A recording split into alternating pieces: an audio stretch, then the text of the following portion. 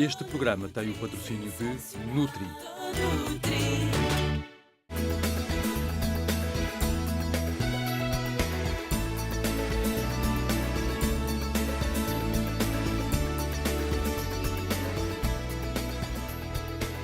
Bem-vindo ao Viva Saúde. A partir de hoje vou estar consigo para esclarecer sobre os mais variados temas de saúde e bem-estar. Hoje vamos dedicar o nosso programa aos problemas de ouvidos. Sabe como é que pode evitá-los e que cuidado diários deve ter? O que é que pode levar à surdez? Vamos responder a estas e a outras questões.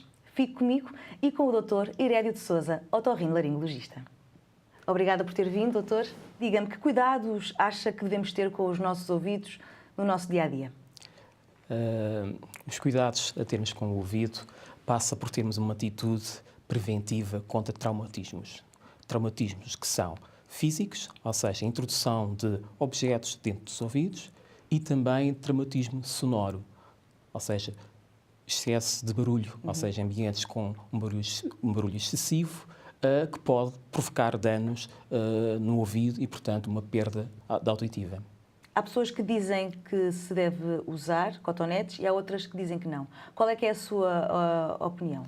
Portanto, relativamente a essa pergunta, o nosso ouvido possui um sistema de autolimpeza. Portanto, produz a cera e vai exteriorizando, vai expulsando a cera. Só temos é que limpar por fora, ou seja, não introduzir cotonetes ou qualquer objeto dentro do canal, ou seja, dentro do ouvido. A parte exterior, podemos limpá-la, sim, com um lenço de papel, com um pedacinho de toalha ou mesmo um papel higiênico, mas a parte de fora, nunca introdução de objetos dentro do canal. E aos bebês, como é que devemos limpar? Também o sistema é o mesmo? Sim, sem dúvida. Com mais cuidado ainda. Ou seja, se isto é válido para adultos, para uma criança ou para um bebê, temos que ter ainda mais cuidados. Ou seja, cotonetes, não. Podemos sim usar o cotonete para limpar aquelas pequenas dobras da orelha. Nunca introduzir lá dentro. Se virmos que tem alguma coisa dentro do ouvido, cera ou outra coisa qualquer, porque a criança é muito comum a criança ou o bebê colocar objetos dentro do ouvido, portanto, a primeira decisão é procurar uma assistência médica. Claro. E diga-me, quais são os problemas mais comuns dos ouvidos? Os problemas mais comuns dos ouvidos são, de longe, as infecções. As infecções, depois temos a surdez, obviamente, e também alguns tumores ou cancros do ouvido. E essas infecções podem ser provocadas por alguma causa específica? Portanto, no âmbito das infecções, estamos a falar de otites. Portanto, as otites são infecções do ouvido que podem ser causadas por bactérias, portanto, que existem no ar, por fungos, aquele fungo do bolor de pão, semelhante ao bolor de pão, portanto, pode estar dentro, infectar o ouvido, e também por vírus. Por vírus. Portanto, disse-me infecções, que são infecções, a surdez e tumores. Tumores. Sabe dizer o que é que poderá provocar estes mesmos problemas, nomeadamente, sem ser as infecções que já nos disse, mas, por exemplo, os tumores, há alguma causa que leve à origem dos tumores? Os tumores do ouvido são tumores que não têm um fator de risco muito evidente. Ou seja, ao contrário dos tumores do pulmão ou do estômago, portanto, são tumores sem uma causa identificável. São esporádicos, não há uma relação com qualquer... Nem com questões genéticas ou hereditárias? A questão genética é uma questão que qualquer tipo de tumor pode haver uma herança genética. Ao nível do ouvido, obviamente que isso está estudado. Existem tumores que são mais frequentes em algumas pessoas, em familiares, em descendentes com patologia, mas que não podemos dizer com toda a clareza que se o meu avô teve um tumor, por exemplo, eu vou tê-lo. Portanto, há uma herança familiar, obviamente, mas não há uma relação direta entre uma coisa e a outra. Como é que se manifestam este tipo de problemas? E como é que se diferenciam? Como é que nós podemos saber o que é um tumor, o que é uma infecção? Se nós, em casa, podemos fazer... Como é que nós podemos saber? As infecções do ouvido, estamos a falar de otites, o principal sintoma da otite é a dor. Portanto, começamos com uma dor, que pode ser uma dor contínua, que vai aumentando de intensidade e, associada a essa dor, podemos ter uma sensação do ouvido tapado, uma emissão, ou seja, saída de pus dentro do ouvido. Podemos ter também, em casos extremos, alguma tontura, alguma vertigem e também, em situações muito extremas, uma paralisia da face. Uma paralisia da face? Sim, sim. E disse-me que há otites, mas sabemos que há diferentes tipos de otites e diferentes tipos de gravidades, claro. De gravidade, obviamente. Para responder essa pergunta, vou fazer só dar uma breve noção da anatomia do ouvido. Diga. O nosso ouvido é composto por 3 partes. Portanto, temos uma parte externa, que é a orelha em si, e o canal. A seguir a isso, temos uma parte intermédia, que é o ouvido médio. O ouvido médio, ou chamada caixa do tímpano, é como se fosse uma caixa. E a seguir a isso, temos a parte final, a terceira parte, que é o ouvido interno. Portanto, as infecções que atingem a parte externa, portanto, o canal, são chamadas otites externas. As infecções que atingem a parte média ou intermédia do ouvido, o ouvido médio, são chamadas otites médias. Essas podem ser otite médias agudas ou otite média crónica. Portanto, uma otite que se vai arrastando no tempo e tornando-se crónica, obviamente. E é crónica, mas é possível ser tratada com medicação. Claro. E é possível ter uma vida... Claro. Uma vida dita normal? Claro, sem dúvida. Se a otite for identificada, for diagnosticada a tempo, dependendo do tipo de otite, ou seja, já vimos que pode haver otite causada por bactérias, por fungos, obviamente que o tratamento vai ser dirigido ao agente causador de otite. Portanto, numa otite bacteriana, ou seja, por bactérias, temos que tratar com antibióticos, quer seja otite externa, quer seja uma otite média. Relativamente à otite por fungos, temos os antifúngicos no mercado, que são medicamentos de excelência para tratar esse tipo de otites. Relativamente aos tumores, que tinha falado há bocado, os tumores são, na maior parte das vezes, indolentes, ou seja, não dão manifestações. Vão crescendo e não dão sintomas. Não há dor? Não dá, numa fase inicial, não. Uma fase inicial não dá dor. A dor é até um sinal de uma doença benigna, de uma doença boa, digamos assim. Os tumores normalmente são silenciosos. Quando dão sintomas, e neste caso podem causar dor, ou mesmo emissão, saída de pus, ou a tal paralisia da face, já é numa fase mais tardia. Sim, e diga-me, há pouco falou-nos de vertigens. O que é que são? Sabemos que estão também relacionadas com questões de ouvido. Com doenças do ouvido. A vertigem é uma sensação ilusória do movimento. Portanto, essa sensação ilusória do movimento pode ser referida pelo doente de várias maneiras. Portanto, podemos ter um doente que nos diz que sente o mundo à sua volta a rodar, portanto, está tudo a rodar à sua volta, ou ele próprio a rodar. Pode ter uma sensação, parece que o chão vai-lhe fugir dos pés, pode ter uma sensação de cabeça oca, pode ser até um desequilíbrio, uma instabilidade. Portanto, esse conjunto de sintomas fazem parte da vertigem.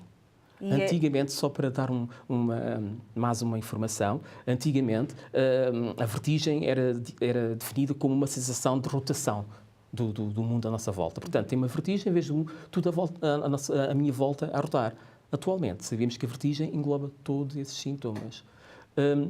A vertigem, por si só, não é um sintoma ou um conjunto de sintomas que tem por base uma doença apenas do ouvido. Ou seja, uma doença do ouvido, por exemplo, uma otite, pode manifestar-se com uma vertigem. Mas é importante salientar que uma vertigem é muito importante, é um sintoma muito importante em doenças que são do cérebro, do sistema nervoso central. Essas sim podem ser doenças graves que manifestam-se por vertigem e que têm que ter um tratamento atempado e às vezes agressivo.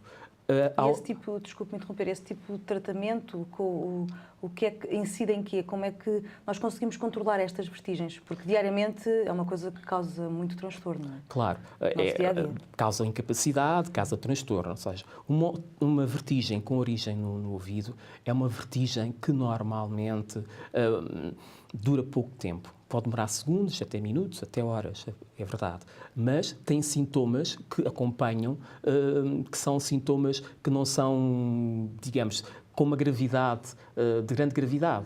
Eu estou-me a referir a isso, por exemplo, porque a vertigem causada por uma doença do cérebro dá uma vertigem violenta, acompanhada de grande desequilíbrio e de outros sintomas. Não é? Essa sim é fundamental. Uma vertigem que nós temos diariamente, temos é que a primeira coisa é respirarmos, tentarmos acalmar, porque muitas vezes está associado a uma ansiedade. As pessoas ficam mais ansiosas, não consigo me equilibrar, portanto, tornam-se mais ansiosas e isso faz com que haja um agravamento, digamos assim, um agravamento da vertigem. Em si. Tá bom. Vamos agora fazer um breve intervalo. Fique aí desse lado e agora assista às informações que temos para si.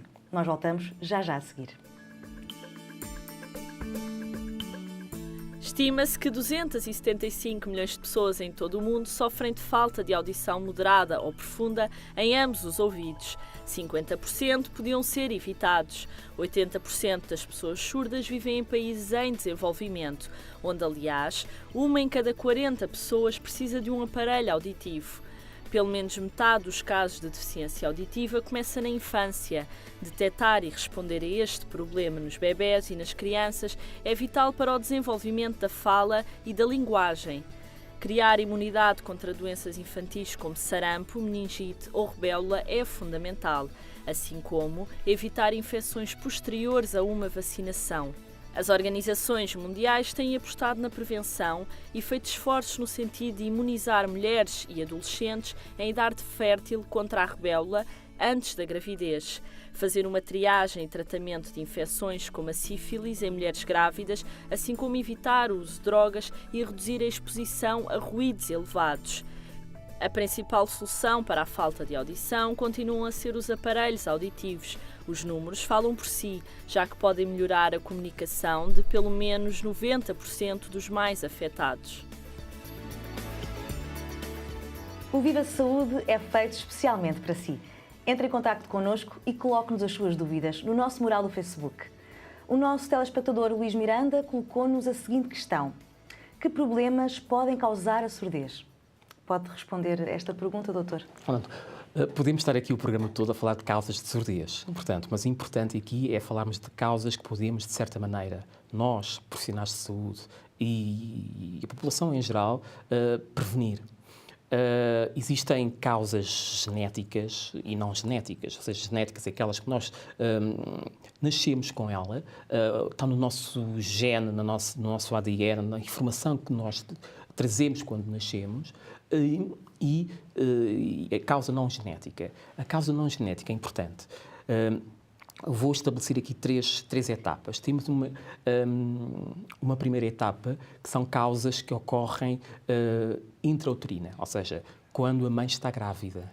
Portanto, nesta fase, nós sabemos que existem infecções, nomeadamente a rubéola, infecções por citomegalovírus, que é um vírus, o herpes, a toxoplasmose, que são causas de infecções, causas de surdez, nesta fase intrauterina, durante a gravidez. Sabemos também que existem medicamentos, nomeadamente alguns antibióticos e alguns medicamentos para tensão arterial, para hipertensão arterial, que causam a surdez. Por fim, neste grupo, temos também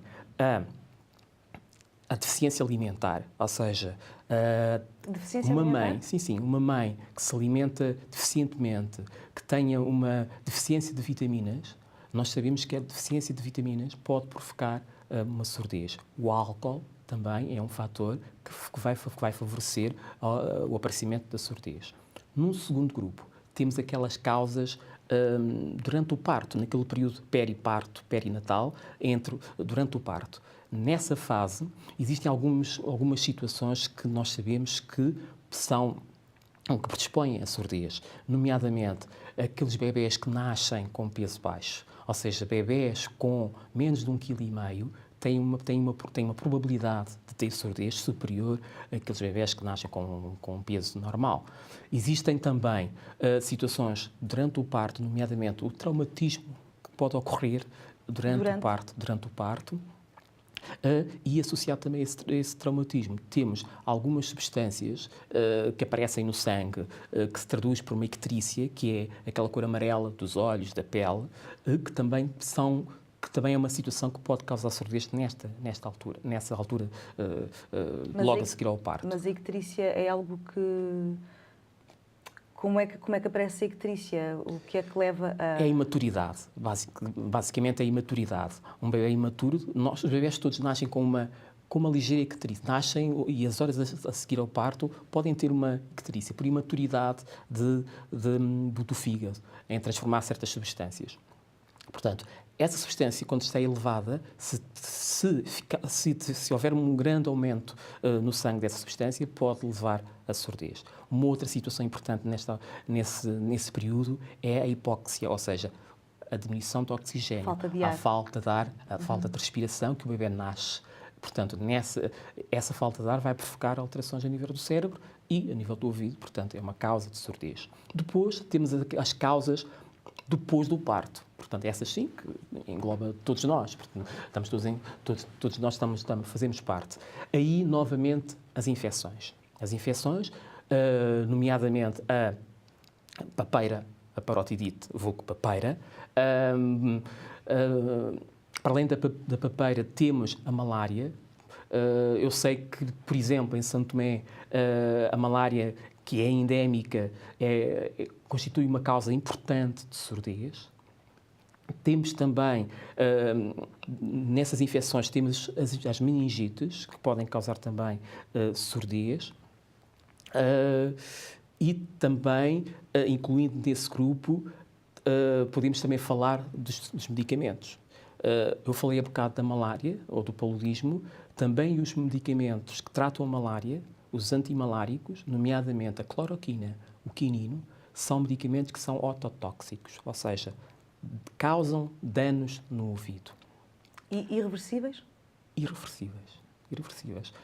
Por isso, tem que se ter uma atitude perante o tratamento da malária. Às vezes temos que fazer a medicação.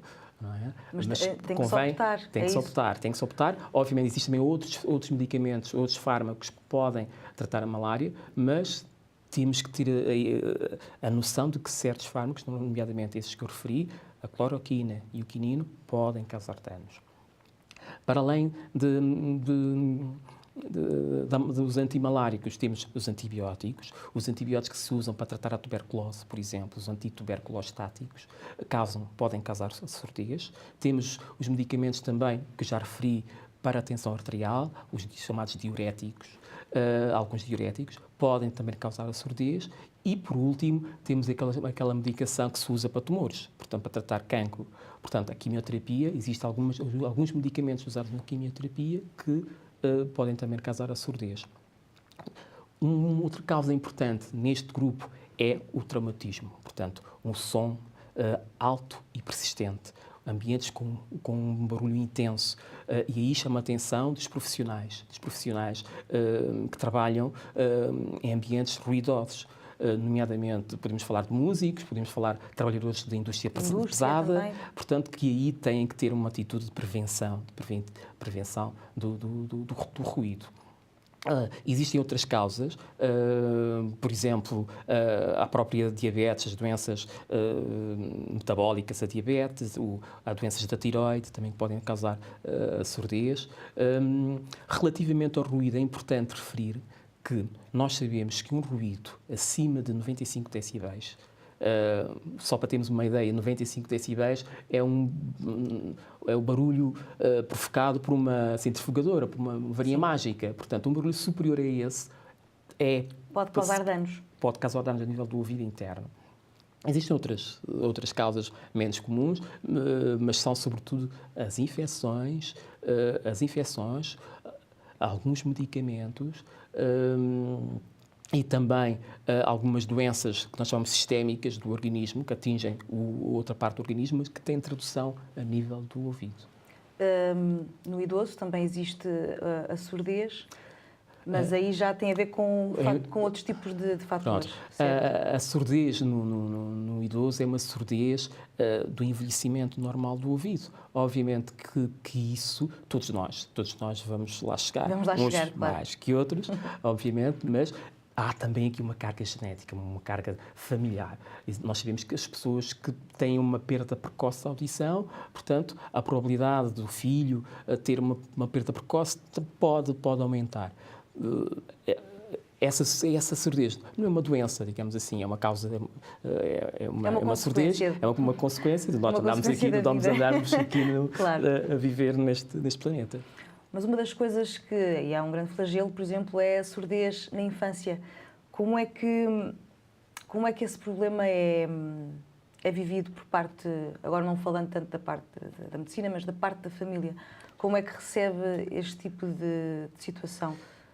Como pode calcular, é sempre... No início nunca se sabe se um bebê, quando nasce, é surdo ou não. Neste momento já existem algum diagnóstico que possa ser feito? Alguns exames que se podem fazer para o rastreio da audição, até que esse rastreio está a se tornar universal no mundo inteiro. Portanto, ao longo dos anos, existem técnicas para diagnosticar precocemente a surdez e, na criança, o fundamental, para além do diagnóstico, é a reabilitação, ou seja, o uso de dispositivos para fazer com que uma criança comece a ouvir novamente. Portanto, é fundamental o diagnóstico precoce. Nós sabemos que temos que tentar, idealmente, diagnosticar uma surdez num bebê até nos primeiros meses de vida, de modo a que ao terceiro mês possamos reabilitá-lo. Portanto, possamos, com a ajuda de alguns dispositivos, fazer com que ele comece novamente a ouvir, porque a audição é fundamental na aprendizagem e na fala. E na comunicação, claro. Na comunicação. Há casos de surdez que tenham sido reversíveis? Se existem esse tipo de situações? Existem. E são derivadas, Quando falamos, derivadas porquê? Portanto, nós temos aqui a surdez, portanto, uma perda de audição significativa, pode ser uma perda transitória, ou seja, toda a perda de audição que, voltando atrás àquilo que eu disse anteriormente, portanto, a perda de audição pode ser uma perda de audição de transmissão, ou seja, o som que entra no ouvido e vai até ao tímpano, a caixa do tímpano. Essa perda de audição provocada por alterações nesta zona, portanto, de transmissão, é passível de correção. Portanto, nós conseguimos tratar. A perda de audição, a surdez, que tem por base, tem origem no ouvido interno, que é a terceira porção do ouvido, essas são normalmente irreversíveis. Portanto, aí existem meios de tratar, não digo, de minimizar o efeito da perda de audição. Sim. E diga-me como é que é possível ajudar um paciente a ter uma vida normal, o que é que pode ser feito? Pronto. O que é que temos para oferecer a esses doentes? Temos para oferecer, esses doentes são doentes que necessitam de uma reabilitação, necessitam de ouvir. Não é? E para isso, para uma surdez de transmissão, aquela de transmissão do som, existem medicamentos, existem antibióticos para tratar infecções, existem cirurgias, operações que podemos fazer para melhorar a audição e eliminar a doença que causa aquela perda de audição. Agora, a perda de audição, a surdez irreversível, portanto, do ouvido interno, essa é é mais difícil atualmente. Os implantes Mas a forma que temos atualmente de minimizar esses dados são a colocação de próteses auditivas, aparelhos auditivos que são amplificadores do som. Portanto, são dispositivos externos que colocamos para amplificar o som. Atualmente existem vários tipos de próteses auditivas, desde as mais clássicas, atrás da orelha, até aquela mais pequenina que se coloca dentro do canal e que não se vê. Portanto, é fundamental consciencializarmos as pessoas e também o doente e as pessoas que estão à sua volta que há essa possibilidade. Quanto mais cedo, melhor. E na criança, obviamente, a janela terapêutica é pequena. E essa possibilidade que falou dos implantes são acessíveis? São acessíveis As próteses auditivas existem para vários preços, digamos assim. Desde aquela mais clássica, que é mais, estamos a falar agora em termos de monetários, que é mais acessível, e quanto mais pequena for, quanto mais tecnologia for introduzida na prótese, estamos a falar de tecnologias digitais, ou seja, uma prótese digital é mais onerosa, é mais cara que uma prótese analógica, portanto, aquela clássica de colocar atrás da orelha. Portanto, existem para todos os bolsos essas próteses. Pronto. Por outro lado, para além das próteses auditivas, existem outros dispositivos que podemos implantar ou semi-implantar dentro do ouvido, que são, esses sim, são o último grito, digamos assim, nos últimos anos, que são os implantes cocleares e os implantes do tronco cerebral.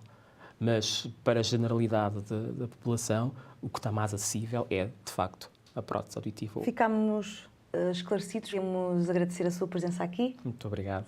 Obrigada a nós. Espero que tenha contribuído para um melhor esclarecimento de toda a que problemática do ouvido. Obviamente que isto é curto, há muito mais coisas para falar, mas penso que as pessoas ficaram elucidadas sobre aquilo que nós falamos aqui. Claro que sim.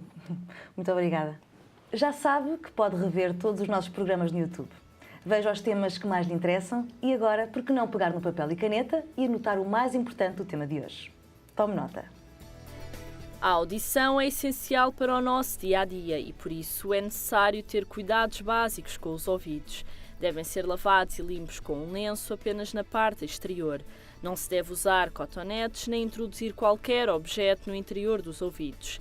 Os problemas mais comuns passam pelas infecções, como as otites. São dolorosas, causam a sensação de ouvido tapado, pus no interior e, nos casos mais graves, tonturas e paralisia da face. As vertigens são uma sensação ilusória do movimento, manifestam-se através de tonturas ou desequilíbrios e podem mesmo causar incapacidade. A surdez é a doença mais grave quando falamos de audição.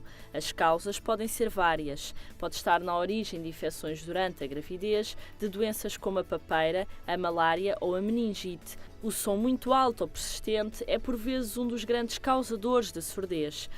O tratamento depende da gravidade, pode-se optar pela utilização de medicamentos ou pela cirurgia. Contudo, quando é irreversível, pode ser minimizada através da utilização de aparelhos auditivos que amplificam o som. Consulte sempre um especialista e previna-se dos problemas mais graves da audição. O programa de hoje chega ao fim, mas já sabe que estamos em contacto consigo durante toda a semana. No nosso blog pode encontrar informações sobre os temas, os convidados e muito mais. Visite-nos. Nós ficamos por aqui, mas não terminamos sem antes lhe deixar um conselho muito especial. Não se esqueça que a saúde é o mais importante. Viva bem, viva a saúde. Saúde é uma palavra pequena, mas vale uma vida.